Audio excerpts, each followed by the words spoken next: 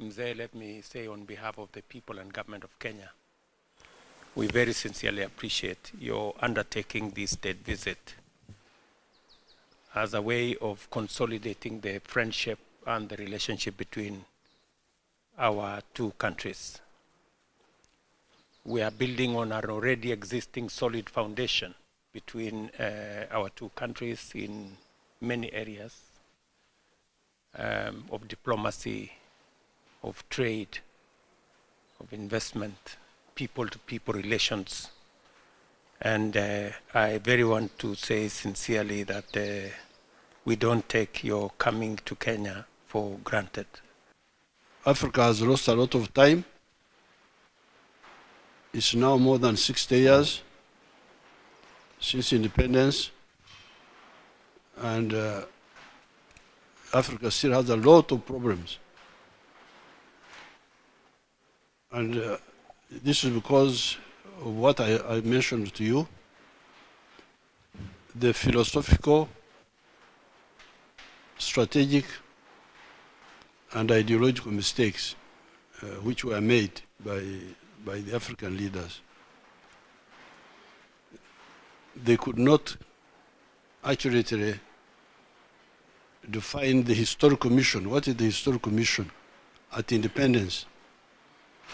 The only one they got right was the liberation. That one they got it correct. That's why OAU was useful that time. But after that, they didn't know what to do. At my invitation, His Excellency President Yoweri Kaguta Museveni honored us by undertaking a state visit to Kenya. His visit underscores the profound significance we, as leaders, attach to the bilateral relations between Kenya and Uganda, and to our shared commitment to further develop and grow our relations. Kenya and Uganda are firmly united by relations deeply rooted in shared history, culture, and aspirations for regional peace and prosperity. We recognize the importance of maintaining strong bilateral relations and are committed to expanding them for the mutual benefits of our two nations and our two peoples. I join His Excellency President Museveni in appreciating the significant outcome of the second session of the Joint Ministerial Committee held from May 12th to May 14, 2024 in Kampala, Uganda, which culminated in the signing of 7 instruments of cooperation between our two countries. Consequently, we now have a memorandum of understanding to anchor cooperation between our foreign services institutions, which ensure knowledge exchange and harmonization of structures and content of diplomatic training. Your Excellency, President Ruto, and all the dignitaries who are here,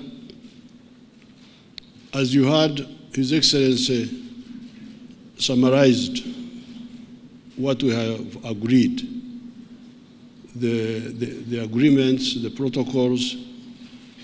I don't want to repeat those. The only issue is for me to point out that all that is guided by the historical missions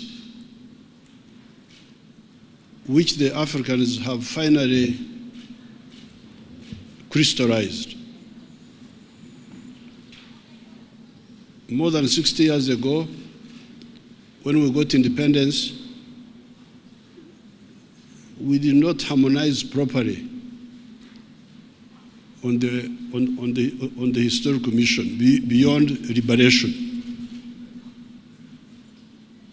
There was talk that time of uhuru na umoja, but it was not